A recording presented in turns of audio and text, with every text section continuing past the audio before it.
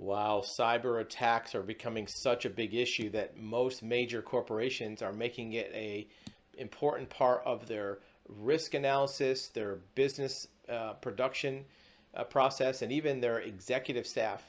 The role of CISO, which is an executive that handles risk and insurance, is becoming a much more important role in a company.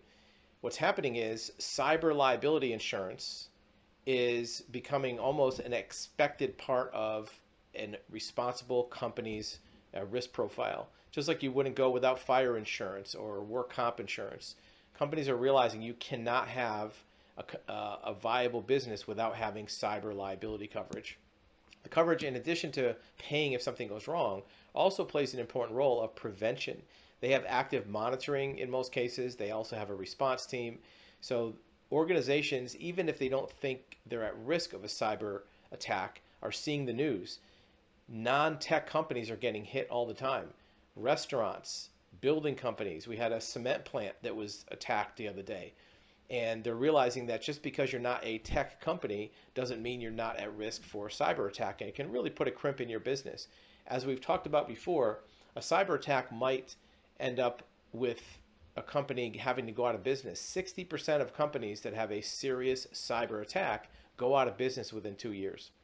So you want to make sure you have that kind of coverage. The article goes on to say that standalone cyber insurance policies are becoming the norm. You don't want to get one that's built into your normal general liability policy because it may not have the kind of coverage you want. It may have a limit of maybe $50,000 and doesn't have some of the other protections. Now, a cyber... You will be back in your video in just a few seconds. In the meantime, remember that actualhuman.com offers you live one-on-one private video consultation with an expert in this exact subject. We want to listen to your story. We want to hear your questions. We want to give you expert advisement of your options and tell you what we know about your particular situation. Now back to your video. Policies by themselves are pretty substantial, but it does put new responsibility on that executive to evaluate the cyber risk and make it part of the insurance selection process. That's the key. You want to make sure that you determine the levels of coverage, and a well-versed, responsible insurance broker can help you do that, knowing what other companies do. And that executive should be able to influence the board or the executives about the need for coverage.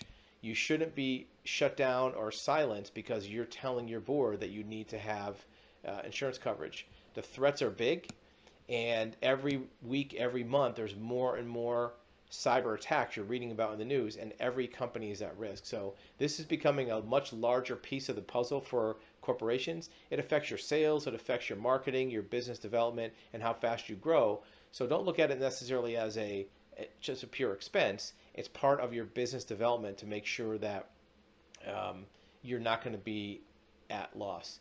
According to one executive, it's a condition of doing business today. Condition of doing business today. Companies need to meet a certain level of security to qualify for a good policy.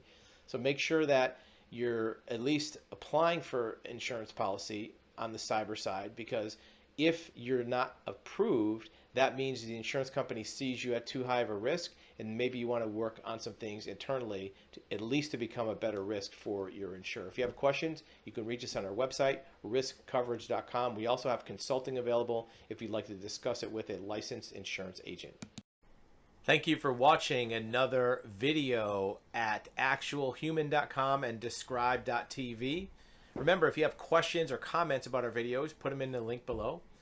Also, remember that you have availability and access to live one-on-one question and answer consultation with a licensed expert in a number of fields: investigations, insurance, surety bonds, civil court mediation, even things like real estate records research, real estate brokers, real estate mortgage lenders.